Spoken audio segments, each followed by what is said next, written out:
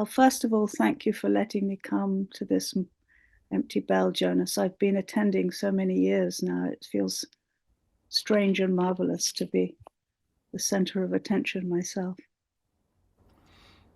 So for those whom I haven't met, just to say I'm a writer and a teacher. I live in Williamsburg, Mass. And the latest book is this book, In Praise of Listening, which came out last October. And I'm going to read 3 little sections from it. I'm interested in listening as an antidote to the chaos of the world, as a way of coming to centering one's own self, and as a way of moving beyond the human to the non-human world, really being more open than one might normally be to the non-human world. So people tend to think of listening as human to human, people talking to one another, possibly people listening to music. But there's also the listening inward to oneself, and there's the listening outward to the natural world. So the 3 little sections I'm going to read today, the first is about music. Jonas is a player of shakuhachi, as I know most of you will know. So there's a little tribute to Jonas. And the second one is about listening to the body, very skilled and precise listening to the body. And the last one is about listening to the natural world. And I will just read one and then a pause and then the next and then a pause. And then whatever conversations or comments or questions, just hold them to the end. But I hope that you'll enjoy what's going to come. I've learned this new tactic where you can read from the screen while you're being seen on the screen. This is very new to me. So I will look as if I'm looking at you, but in fact, I'm looking at the words. So enjoy. And thanks again for coming this morning, getting yourself to the screen this morning. So the first section I want to read is from a chapter called Sound Healing. And it has a little epigraph from Issa, Japanese haiku master Issa. Blossoms at night, and the faces of people moved by music. And the section is called The Earliest Music. 200 years ago, before there was music as such, or words, or music, start over, the earliest music. 200 years ago, before there was language as such, or words, or music, our forebears got by with a sing-song utterance known as Musi language. They spoke through gesture and posture, through sounds and movement, now anxious and abrupt, now slow and soothing. Pitch would have been important, rhythm, tone, all of which could be imitated, replicated, passed down from one generation to the next. According to Merlin Donald, author of Origins of the Modern Mind, that skilled mimetic culture may have lasted for tens of thousands, perhaps hundreds of thousands of years. No one knows the date of the first instruments, though drums and shakers are the likely candidates, created first by chance and then with more conscious deliberation. W.A. Mathieu, who describes himself as a life drummer, explains how this might work in contemporary terms. When you're a life drummer, you learn how everything has its own surface and its own hollowness, and a voice hidden inside waiting for you. Each morning when he practices singing, he bangs his head back against a beautiful wooden beam, and the whole room seems to reverberate in A flat, in a rich, low octave. Am I crazy to love this dark, round tone coming from my house, he asks. Just as Mathieu loves to play his house, and indeed his stairs and tabletops, his glasses and silverware, even the body of his dog, so our proto-human ancestors would have relished the sounds of the forest and savanna, from the reverberation of a hollow tree to the whiskery marimba of dry leaves and twigs and branches, and the shushing of the wind in the long grass. They would have explored the range of their own voices, from deep and slow and resonant to the thinnest, purest bird call, spiraling up into the high blue sky, echoing back from a distant cliff. The world they knew was full of curious and surprising music, so much that for a long time they barely felt the need to move beyond it or to create actual working instruments for themselves. The writer Martin Shaw has a story about this, drawn from his own life in Devon, England. One night he was camping on the edge of the River Dart when he heard what he took to be a marvelous choir. The music was astonishing, layered harmonies, dazzling polyphonies, a powerful rhythmic pulse. Shaw crawled up through the bracken to catch the choristers off guard and discovered there was no one there at all. Deft with intricate deviations and ruminations, what he had been hearing was the voice of the river itself. Shaw knew the area well. He had walked those riverbanks a dozen times, but he had never heard music of that kind before. Naturally, he felt obliged to sing along. Little by little, his croaky, just woken warble found its way into that mighty tide. So you might want to think a little bit about the music that comes back to you from long ago, whether it's childhood songs played on the radio, on the gramophone, or whether it's just the music of the landscape in which you grew up. So that could be the clattering of the tram cars outside your window. It could be the birds. It could be the cows lowing. It could be the cockerels crying. But it's powerfully evocative, remembering those sounds from long ago. And often when you ask people about their childhood, they tell you stories about what they saw, what they experienced. But you ask them about what they heard, and they haven't thought about it for a long time. So it comes back in a great gush of gratitude and memory because it's fresh to them. It's fresh in a way that the objects, the photographs and so on have become a little more stale. So just to encourage you to think back to those long ago sounds. So the next little section I want to read to you is from a chapter called Listening to the Spirit. And it has an epigraph from Busan, another Japanese haiku master. And that is coolness, the sound of the bell as it leaves the bell.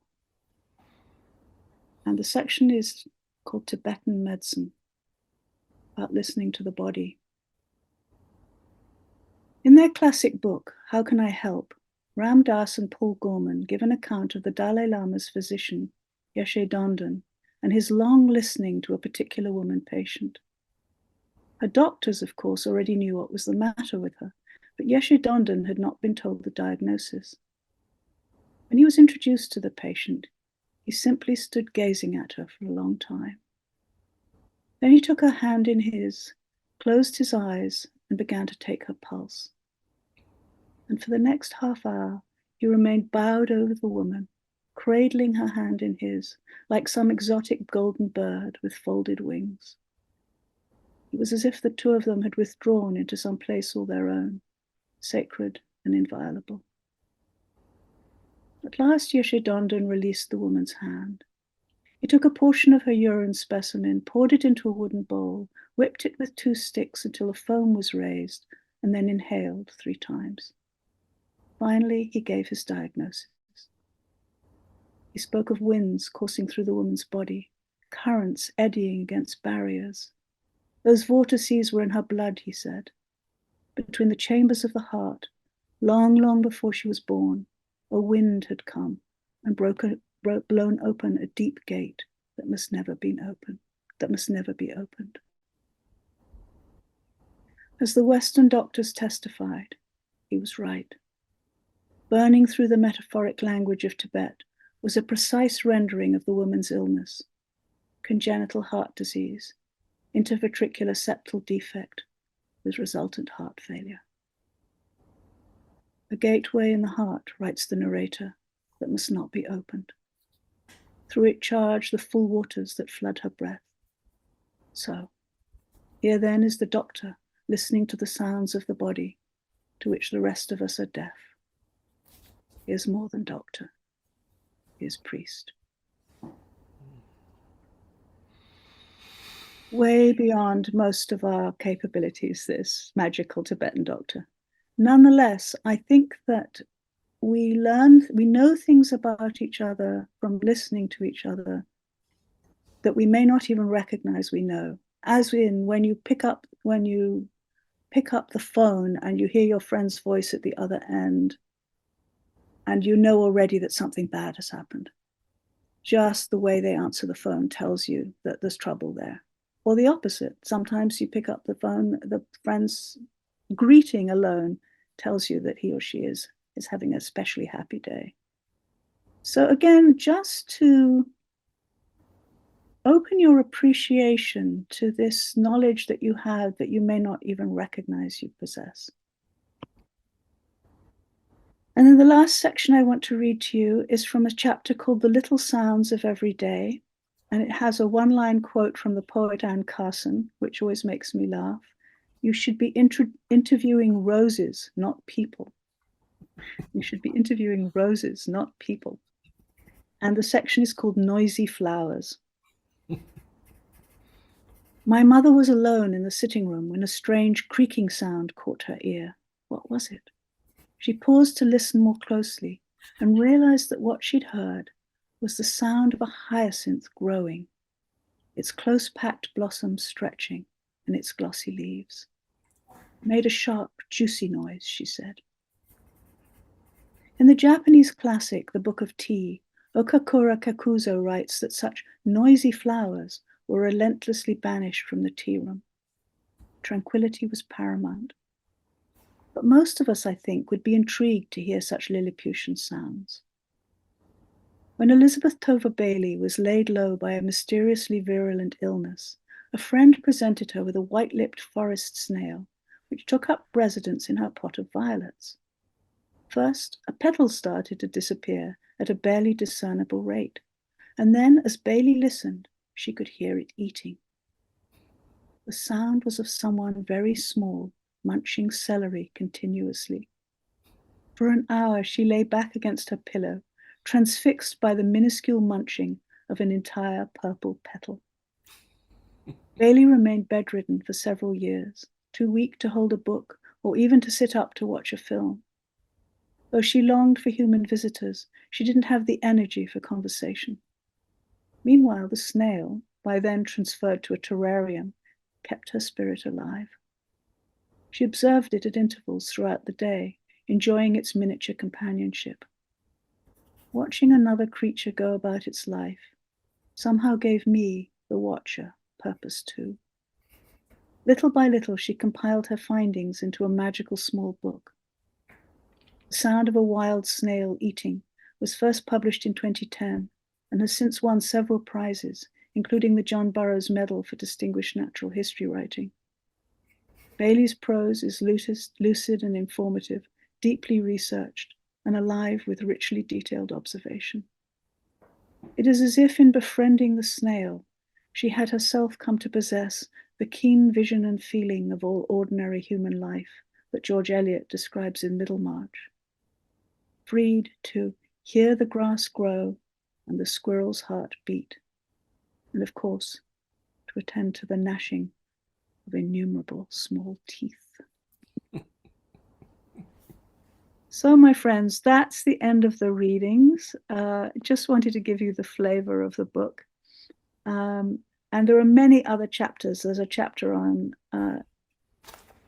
communing with the dead. There's a chapter on listening inward. There's a chapter on childhood listening.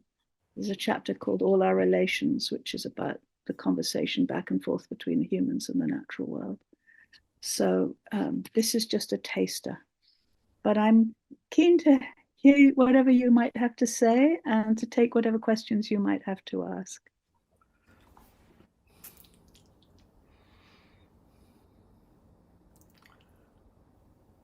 Hyatt. Hyatt, can't hear you.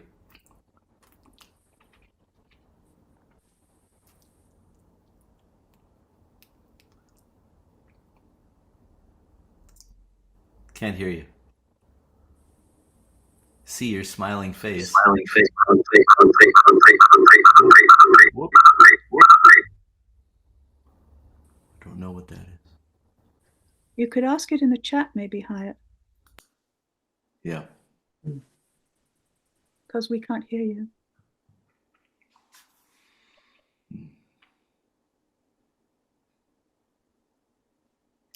That says she'll ask later. Following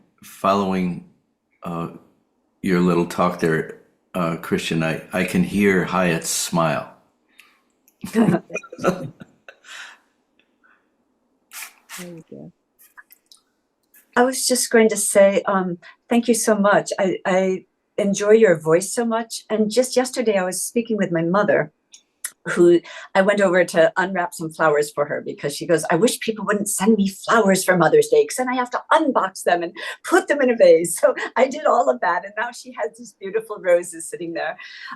But she said that she told me and the rest of the family that she doesn't want any more books because she's 92. And she said it's just she's realized the receding capacity to really see them well enough and to enjoy them. But she likes books on tape. And I was just thinking how lovely your voice is. Have you considered, I mean, it would be a big project, reading your book onto tape, like recording it so that people could have it as a book on tape?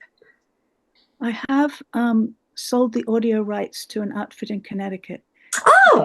Right now, we're waiting to see if they will let me read it because they're used to having professional people read it.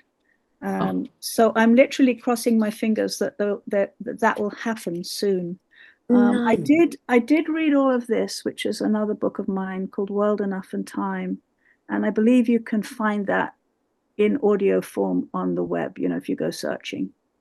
Oh, fantastic! Because particularly it's your voice that I think is so wonderful. So I do hope that they'll have the wisdom to allow you to read your own material. Well, we'll see. We'll see. I'm not, they want a professional and but anyway, I pray God it will happen. I would love it if it did. Well, you can just tell them you're a professional, Christian. We'll see. And while I'm up, I'll share one other memory that the first reading brought back to me about the drummer of the world and drumming his dog and his house. And when our son was around 2, we had never taken him to a place where he would have seen a jazz drum set or any sort of drum set. We mostly did Montessori music. We did a lot of singing and clapping and played a lot of classical music. And one day he just wanted all the pots and pans out and all the different things like spatulas, and he would try the different sounds on the different things and basically made his own drum set. It's like the just as you said, the sort of hearing all the sounds as unique voices and creating this symphony in his own little thing. It was so cool. So that brought that memory back. Thank you. What a wonderful story. Thank you. Thank you.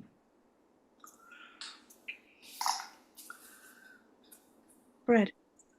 I love that section too about music. I love to listen to music, and when you started talking about the music from our childhood coming back to us, that was such a wonderful invitation because I have songs in my head all the time that go back decades. And I love the way that you wove together listening to the sounds of nature with listening to the sounds of music too. So, and I wondered, could you again say the name of that section? I really want to go back and revisit that. And I missed the name because I was just getting started. Let me find it. Let me find it. That very first section was called The Earliest Music, and it was from chapter 8, which is sound healing. Oh, great. Good. Oh, and then it goes on to the rhythms of nature. Oh, wonderful, wonderful. I will revisit that for sure. Thank you. You're welcome. And I agree, Christian, with your voice.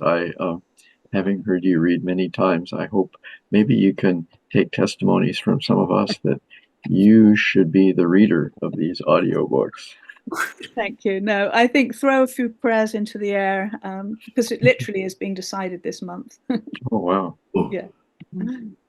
is Annie, that was that you? Was that you wanting to speak? You had your hand up.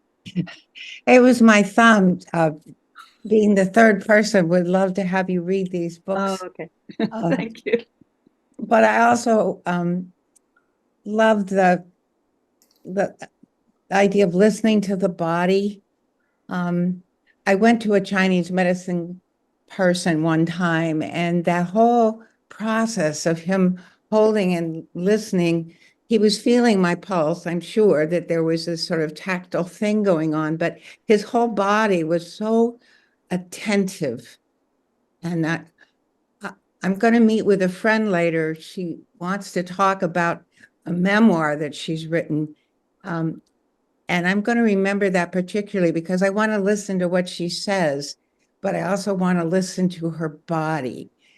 I'm also thinking about the 12-step meetings that I'm in frequently, that, you know, there's words, but there's also just listening to the body and to the spirit, which is so engaging anyway. I'm delighted to have another one of your books.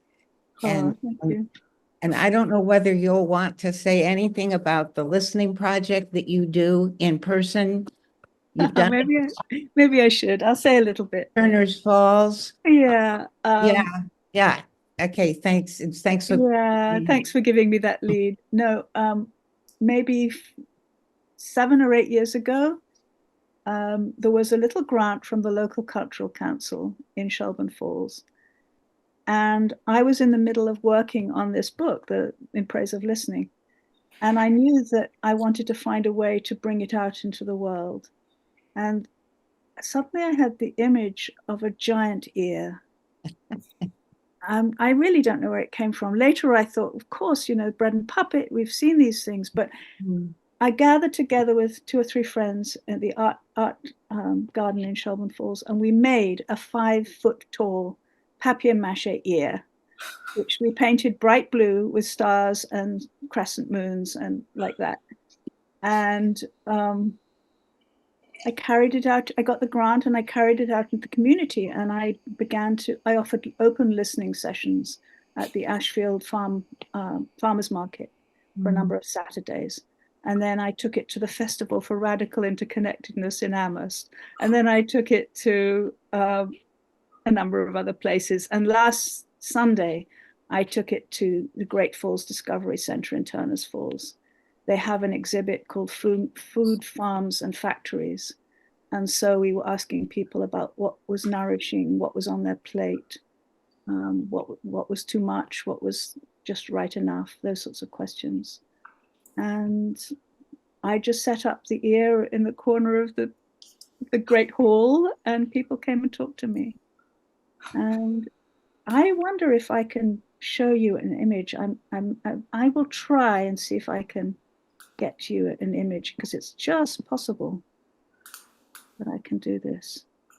Christian, I have share screen possibility here. I don't know if you do, but I have the image up, so I can show it right now if that's okay. Oh, okay. Okay, you've got well, I've got this other image. Let me see. Let's see if this one works. Okay. Ta-da. Okay, that's great. That's one. That's a little loony, isn't it? There's the ear. There's the ear. Yeah. Yeah, that's fine. I'll send people the other version later. Okay, great. Yeah, that's great. Thank you very much. Yeah. Anyway, that's the project. So the book is done, but that's an ongoing project. Great. Thank you. Please, Sam. First of all, thank you. And thank you for your voice.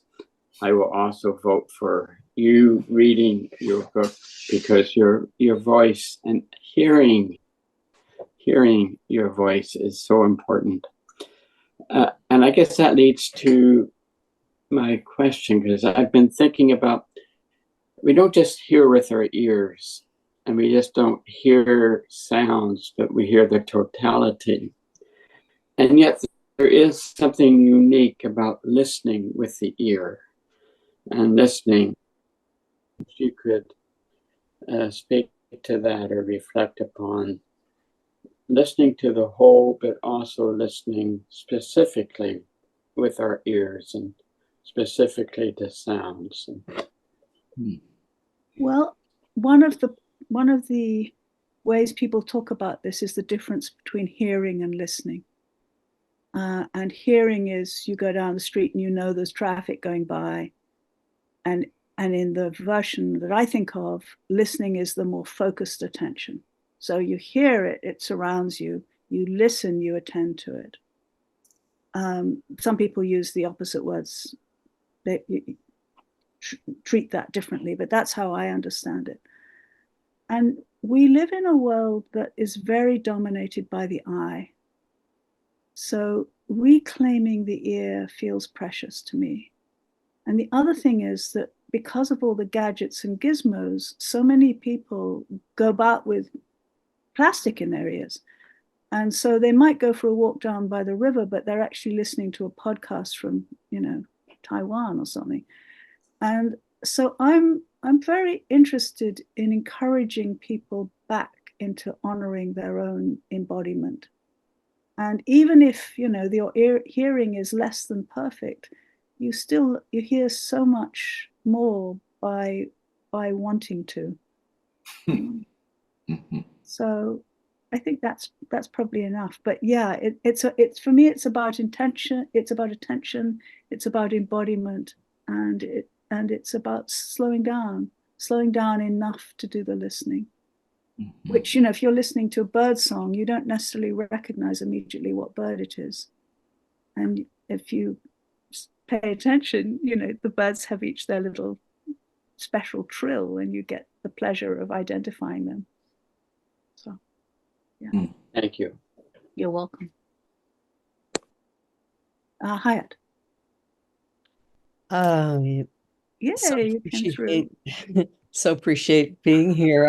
I just was going to say something else, but a memory came to me of a long ago meditation retreat in which the instructor had listening sessions and would play classical music. And when I was deep into the retreat, music took on, very different quality to me. And I tried to explain it to myself. And what I felt was that in ordinary listening, I was the actor sending out my apparatus towards the sound. And in the meditative condition, the sound was coming to me. Lovely. Yeah, that's beautiful. Yeah, there is a difference between the kind of focused listening I was talking about earlier when I was answering Sam, and the listening that really is receptive, and you're not trying to hear any particular thing. You're just, the whole space becomes information or beauty or choral or whatever it is. Often as you lie in bed early in the morning and you're waking up, I'm waking up now around 5 because the birds are outside the window, and you can lie and just listen to the birds. And then the truck goes by and you hear the truck. You're entering John Cage territory here, where everything becomes music.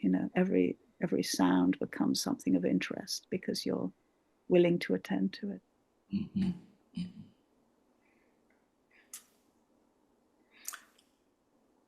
Christian, I don't know if you know this book, but I wanted to recommend a book to you, to everyone really.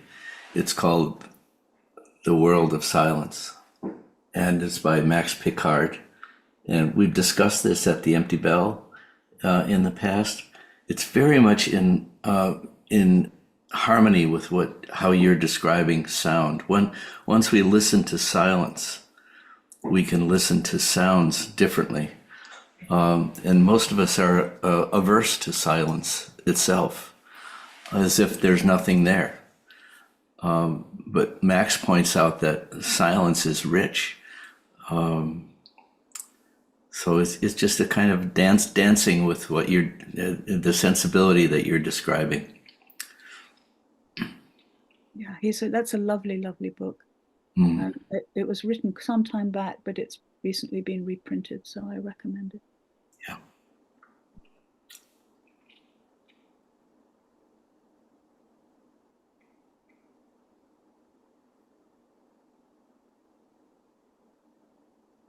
Anyone else? Please. Bill.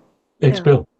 Bill. I wanted to thank you and say to you, I really enjoyed the poetry of your writing. It was quite beautiful. When Jonas, when you were just talking about silence and music, I was thinking the other day was the 200th anniversary of Beethoven's Ninth Symphony being performed. And that was the famous event when he couldn't hear it and they had to turn him around. But I was just thinking of how you can listen to his music and you can hear the passion. When I was a boy, I was dyslexic, so I couldn't learn to read music. And I learned to play the drums with a big band. My teacher had a big band, and I had to listen. And I've always been grateful for that because it helped me develop intuition. And the last thing I just wanted to say to you is I thought your comment about using the historical auditory memory was really fantastic. I've never tried that. And I did while you were speaking, and it was amazing how immediate that is. So I just wanted to thank you No, you're welcome. for You're sharing welcome. Yeah. You're welcome. You might, if you don't know, there's a Scottish percussionist and musician called Evelyn Glennie, and she was made, I think she became deaf at the age of 10, and she's a tremendous musician, and she goes on stage with bare feet because it's all happening through vibration and resonance for her. It's not happening through the ear. There's some very nice interviews with her on YouTube. Glennie, Glennie. Yeah, I had the thrill of playing in a symphony orchestra when she was the soloist. She's astounding. Yeah, it was wonderful. And for those who don't know, Sarah is a violinist. Beautiful work that you do in artistic work. And Sarah and I and some other artists and musicians and poets play together every year at Christmas time. So beautiful work. Thank you, Sarah. And Bev had, sorry.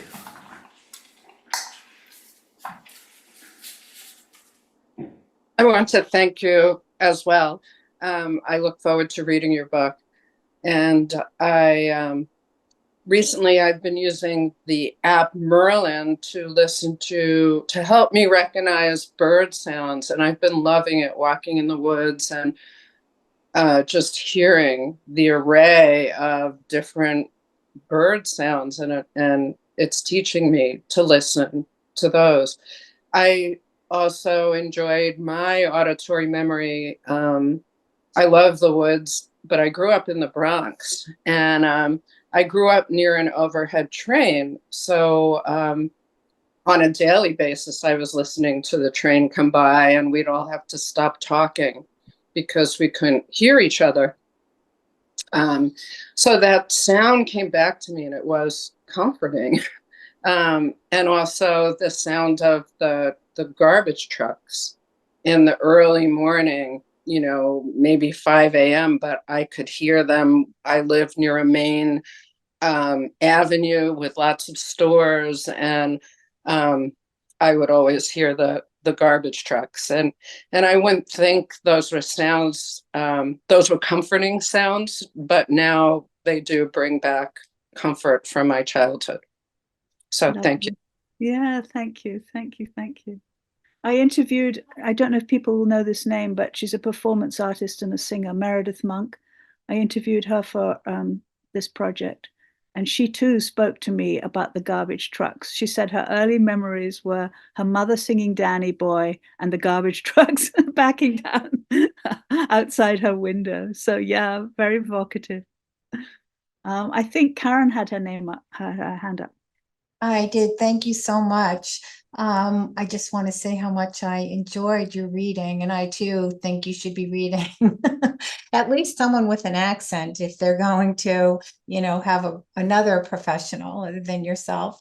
I really, this idea of listening, there's a sister where I work who says, pay attention. And I think, so often I'm looking for a distraction, rather than paying attention to get out of that monkey mind, especially I walk down at the river and every once in a while I'll forget my headset and then I walk and it's such a different experience. So I just, it's almost like an awareness listening, a new awareness listening to you this morning. And, I'll wake up in the morning and so often just put the news on. But on the mornings when I don't do that and I hear the birds. So when I hear the birds and I think, why aren't I just listening to the birds every morning rather than let's take, a half hour. But, it's always that rushing to start the day, for me anyway. And, but it's a really good reminder that it's like, I have that moment of peace when you're reading. And somehow it's just so centering. And we can do that. So anyway, I'm rushing out to buy the book. And thank you so much. You're completely welcome. Where are you based, Karen? I'm in Croton-on-Hudson in New York, down in the Hudson Valley, and I work at the center at Mariandale, which is the Dominican Sisters of Hope, and we're right in Ossining on the river. So it's a beautiful place that, there's lots of beautiful sounds, not just my podcast. Yeah. Well, just to say, I mean, this is small press. And so the distribution is not as great as I would wish. So if you have any trouble getting a hold of it, just write direct to me. I have a box in my front hall. I can send it to you that way. So, but wonderful. Also it's great if you can tell the local bookstore to carry it. So that would be lovely too. Maybe we could carry it here because we have a little gift shop bookstore. So, that would make me happy. Yeah. Okay. That's great. Thank you so much. Well, Jonas will give you my email and we can write to each other direct. That's great. Thank you. Yeah.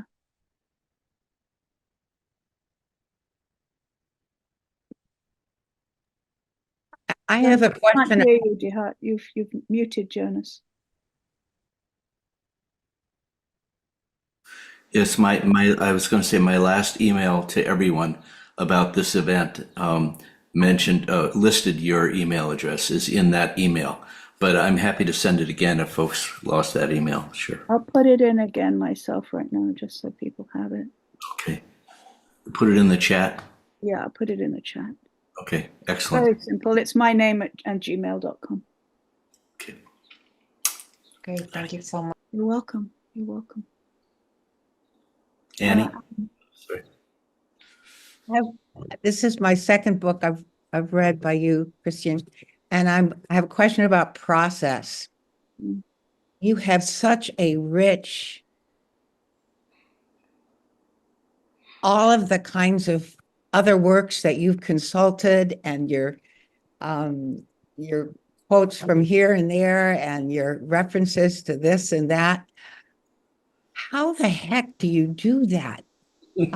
And I suspect this is, anyway, I don't know if you have anything you want to share about that, but you've obviously done so much listening and research yourself. And then of course, there's your own reflections that weave it all together, which makes it work. It's not just a list of sources at all, but it is just, I don't know. I'm in awe of your process. Shall we just? Oh, sweetie. No, I mean, I think the base truth is that I'm a passionate reader, and I read with a pen in hand and little sticky notes. And when I'm on track of something, like, I don't know really why the listening theme caught me, but it caught me. It becomes a a path that's weaving through my days. So I live alone. I read a lot at night. I read in the middle of the night when I can't sleep. I use the local, I probably am the main user of the Williamsburg, the local library. I mean, I order so many books. I love interlibrary learn. And once you know what you're searching for, there's a kind of electricity that comes. Things start to talk back to you. So one book leads to another, one conversation leads to another, one person leads to another. And it happened that, I mean, I had a pretty bad thing happen back in 2017 where my computer got hacked and I lost 2 years worth of notes and work. And I was really in despair. And of course, that was, you know, when Trump got elected, when Brexit happened, my sister had ovarian cancer. Many bad things were going on at that moment.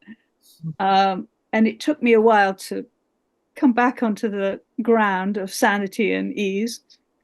But for me, for all its hardship and its loneliness, which was considerable, COVID was a gift because it stopped me being, I mean, I really had to apply myself to the project.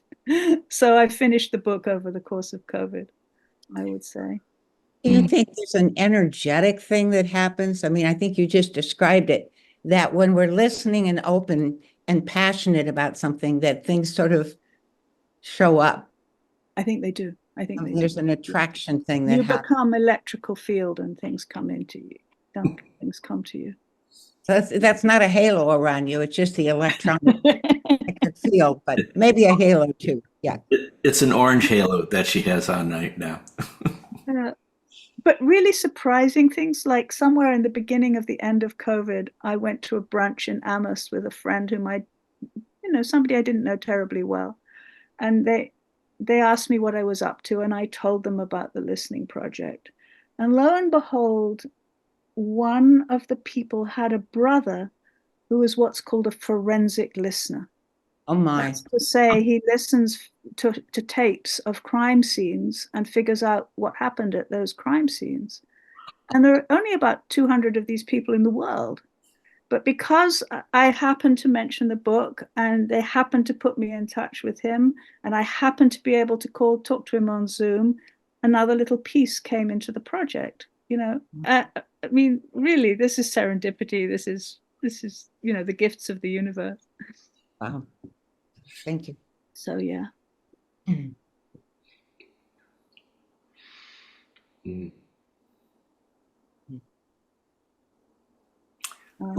Laurie.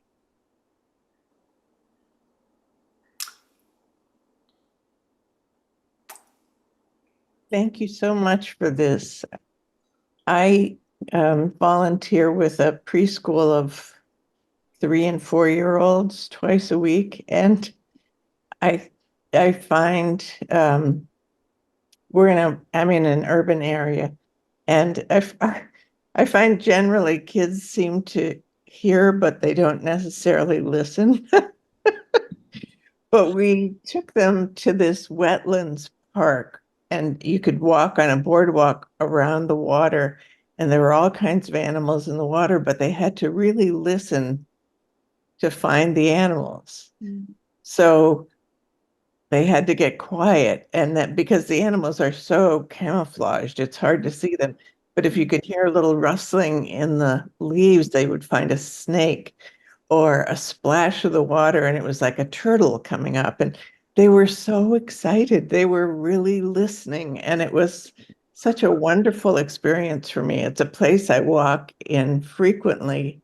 But usually when I walk with friends, they're walking with a purpose, like we're getting our steps in. And to walk in this slow way where we walk 2 steps and then one child would say, I hear something. And then everybody would stop and look, it's a snake. Oh. It was just delightful. So your reading brought back that kind of joy and discovery that the kids experienced by listening. That's lovely. That's lovely. I mean, this might be useful for your children, actually. I've done this with grown-ups. I've asked them to draw sounds. So, you can imagine the the sound of a truck wow, coming towards you and going away again, the sound of a particular bird, a caw, what color would that caw be? What shape would that caw be? And I remember one workshop I taught with my friend Barbara way out in upstate New York, and with all these very sophisticated people who came to the workshop, they were all kind of therapists and lawyers and people from New York, from Manhattan. And there they were, like big children, stumbling around in the reeds, pausing to draw the sound of the dragonfly or pausing to draw the sound of the wind in the leaves, and coming back with such sort of delight, with their page full of colors and shapes. So you can do this with your grandchildren, but if you're a teacher person, you can also, it's a way of slowing down enough to attend. So it just would, like when you're walking around your pond, it would be another tactic to have them pause and not just listen, but okay, is that a green sound, a red sound? What shape is it? Yeah. Sounds wonderful. Or just for me to do by myself. That too. Yeah. That too. Yeah, sometimes when I'm doing, I do workshops, and sometimes when I'm doing a listening workshop, I will begin by asking people to list sounds from childhood, and then teach them this tactic of drawing sounds, so that they then draw the sound of the L, or the sound of the truck, or the garbage truck, or the mother's voice, or whatever it is. And that's from memory. And then send them outside and stand in the rain or the snow or under the sunny tree and draw the sounds that are present in the right now, right here, right now. And it never fails to surprise them. It's very, very simple and very sweet.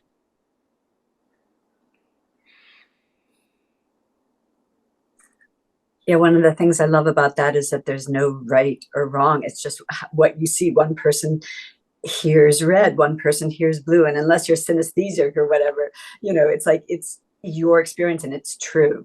I love that. Yeah. Nancy had her hand up. Yeah, thank you.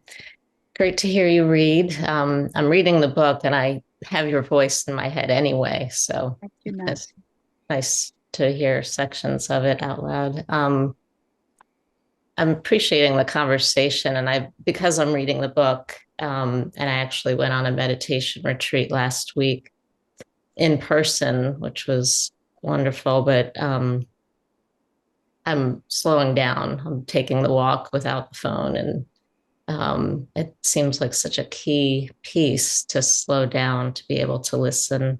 And in these meditation practices I do, we're connecting with silence.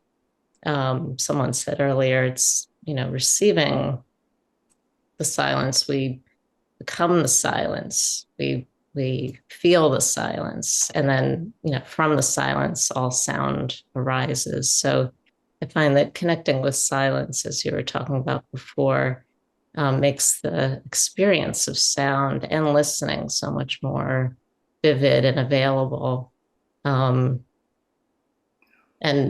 these are Tibetan practices. So I was interested in the story about the Tibetan master. It was actually a year ago I saw a Tibetan doctor who talked about the winds in my body. And he suggested that I deepen my meditation practice in person. So here I am a year later. I entered a program last week that will keep me there. But listening is such a part of the medicine.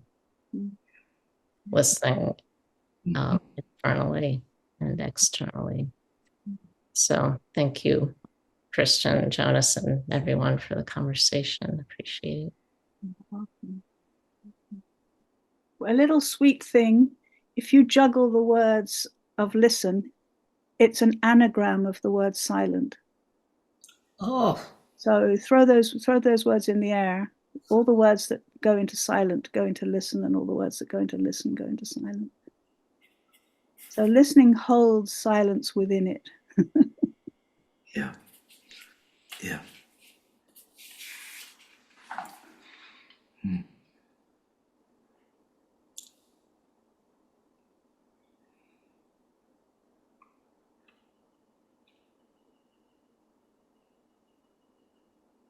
just that caveat you often hear as kind of an instruction to groups that are trying to learn to listen to one another, is that when you're really listening, you're not deciding what you're going to say in response. Yeah. That just follows so nicely with silence and listening being the same words. Mm, mm, mm.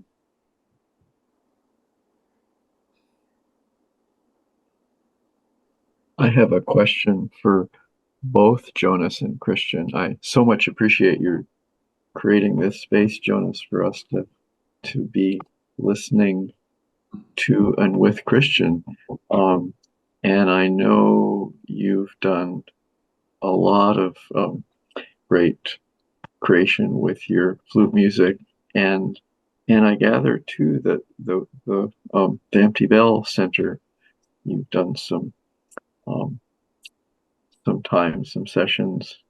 I'm just curious if both of you could talk a little bit about your connection with each other and how the listening and the music all flow in both of your lives.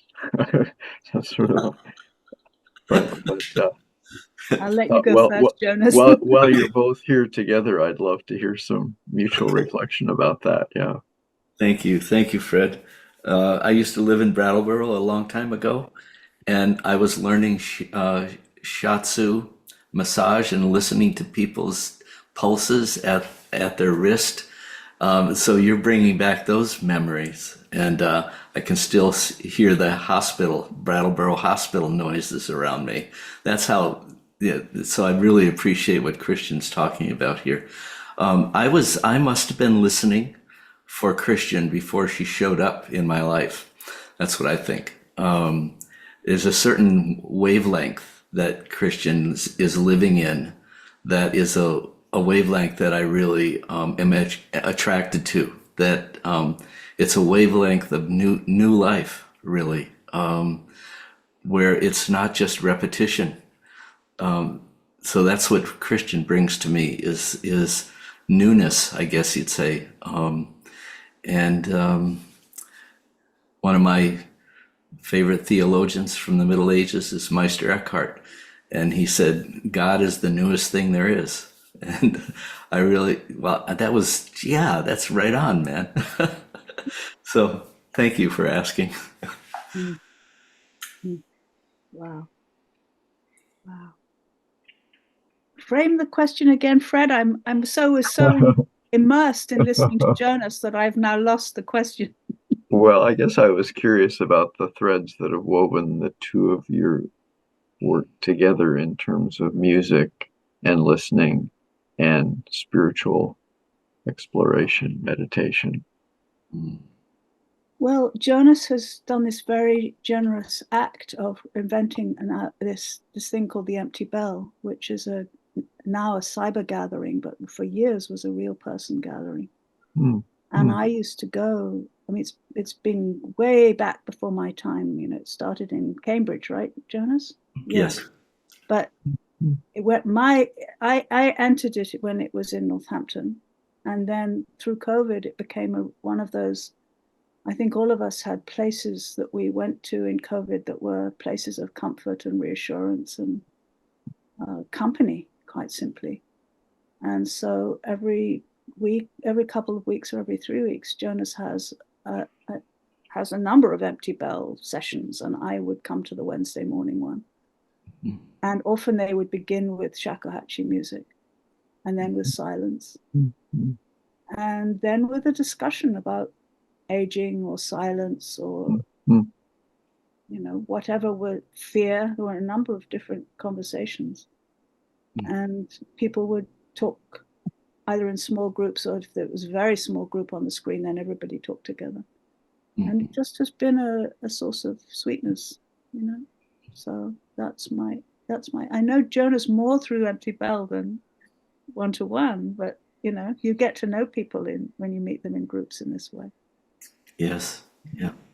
Thank you. And Christian, I just want to add, you're reminding me of the shakuhachi music, which I used to play every day for 11 or 12 years, my teachers in Kyoto. And the music is written in katakana script in Japanese. And it's written in vertical lines. So you start on the right hand and you go left. And every once in a while, you'll see a little triangle, just almost imperceptible between two notes. And that is the symbol in Japanese shakuhachi music history for silence. So you play the note, you blow the note, and then pause and let there be this just a almost imperceptible experience of silence. And then the next note comes, and sometimes one of my teachers told me, don't play the next note, because if you just stop at that silence, the listener will play the note inside themselves. Let them fill it in. You don't have to do everything. Lovely. Well, thank you, both of you. That was wonderful to hear,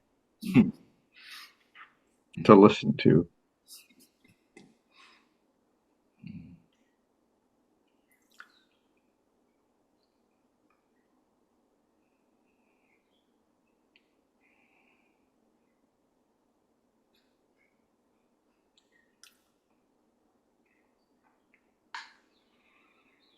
So I know we're winding down.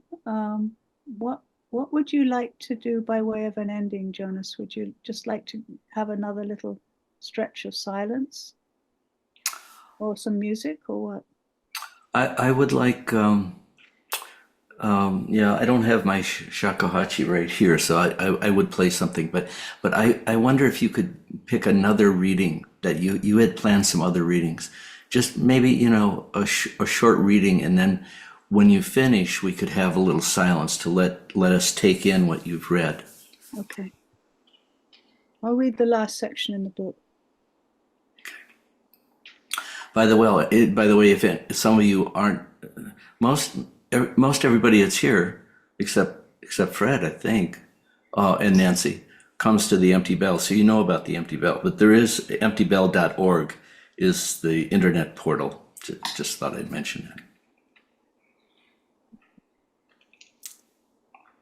that. Okay, so this little section is set in Ashfield for those who belong to Western Massachusetts, and it's the very last piece in the book, and it's called The Music of What Happens.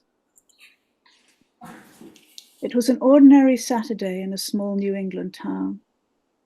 Someone was playing banjo on the porch of the local store, and someone else was playing fiddle. A modest crowd had gathered, most of them elderly or middle-aged. Among them was a pretty fair-haired child, perhaps 4 years old, in bright pink leggings and a butterfly t-shirt. Whose child was she? I had no idea. The grown-ups smiled and listened, tapped their feet. The musicians went on playing. Meanwhile, the child was dancing, delighted, unself-conscious, turning happy circles in the dusty street. Swifts flew back and forth between the wooden pillars of the porch and out again into the open sky. It was a moment to be treasured, delicate and transient, like something from a haiku. I thought of it often in the years that followed, when COVID made us wary of the smallest gathering, and even that bright sprite would have been masked. But the long months of the pandemic had their gifts as well. With schools and colleges almost entirely under lockdown, let alone offices and factories, churches and cinemas, restaurants and galleries and concert halls, listening became ever more essential. Listening to one's friends and family via Skype or phone or Zoom, listening inwards, listening to the body, listening to the surrounding world. Any one of those could open into what one might call a larger listening, a way to honor and welcome and slow down and pay attention, until there was nothing and no one that was not of interest. What is the finest music in the world? Someone asks in one of the old Irish folk tales. The cuckoo calling from the highest tree, says the young Oshin. The ring of a spear against a shield, says his son, Oscar. And the other warriors join in. The belling of a stag, the song of a lark, the laugh of a gleeful girl. Until finally it is the turn of the great Finn McCool. The music of what happens, he declares. That is the finest music in the world. Let's have a couple minutes of silence. Let these words come into our hearts.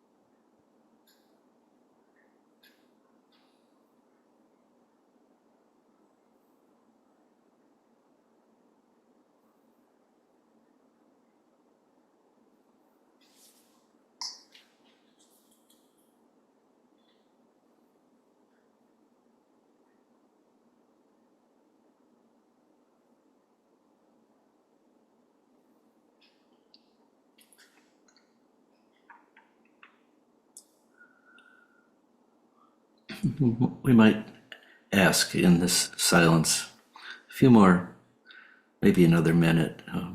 What am I hearing? What am I listening to right now?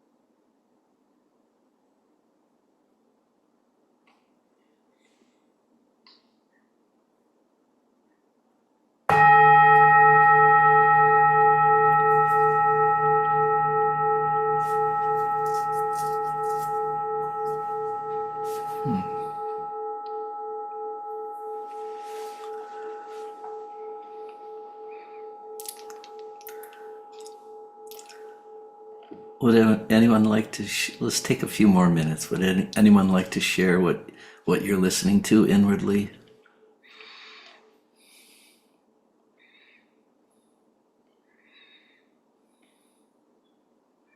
I was listening to my heartbeat.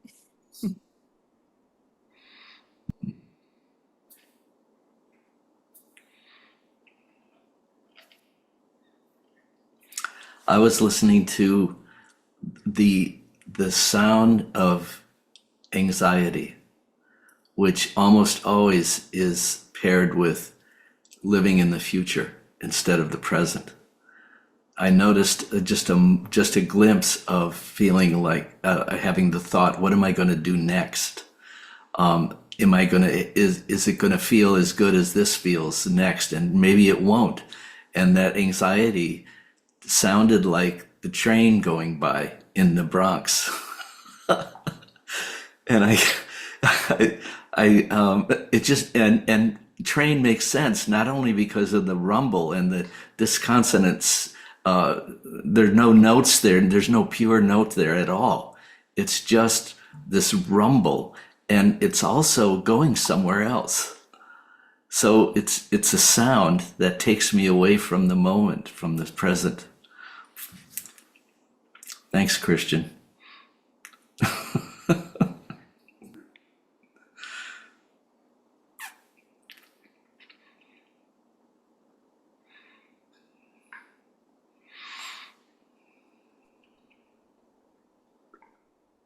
I hear community. I hear community in the voices of the people who are here. Each person with their unique sound, but it's in the silence that unites us that I hear community. Mm.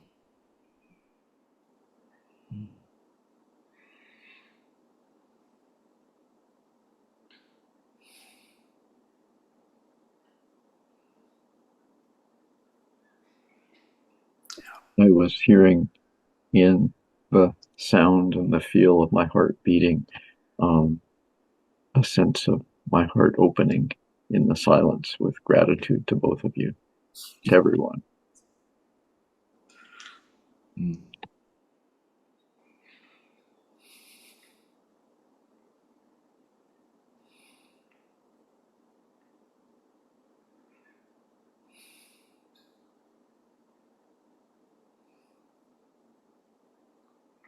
Oh, I just heard Sarah Briggs playing a piece from Hildegard of Bingen.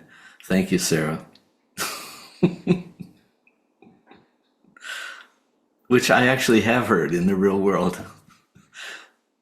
Beautiful.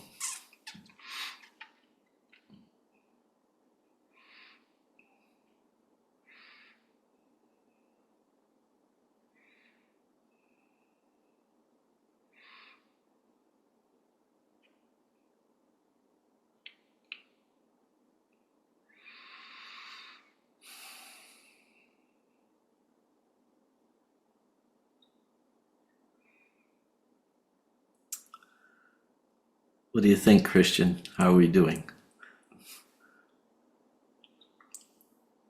Yeah, I just need some sound there. Okay, your sound is so pure, I don't hear anything.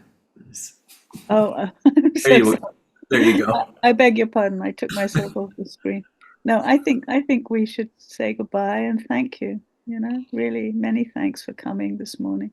Mm-hmm. And you know, may it be of use. Yeah. Yes. Thank you. Thank you so much, Christian. And Christian's books are mostly from Bauhaus publishers, but they're available at any bookstore, right? Or Amazon.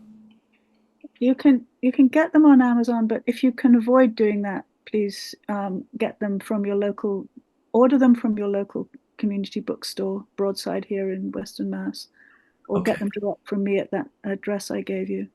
Bowen is the name of the publisher, but Amazon is really not a kind system for writers. You get a very small amount on the Yeah. sales price. Yes. Support your local bookstore and support your local scribe. Right. Yes. Thank you. And I also want to mention shakuhachi music, because we mentioned it. That one of my albums is, I have 3 albums, but one of them is on Spotify and Pandora and iTunes. It's called Blowing Bamboo. So yeah, there's that. So thank you so much, everyone. This has Thank been you. wonderful. Thank you. Thank you. Go away with a smile. Thank you. Thank you, Christian. Thank you, Jonas. Thank you very much. Bye-bye. Blessings, everyone. Blessings. Blessings. Blessings. Peace. Peace. Bye, Sam.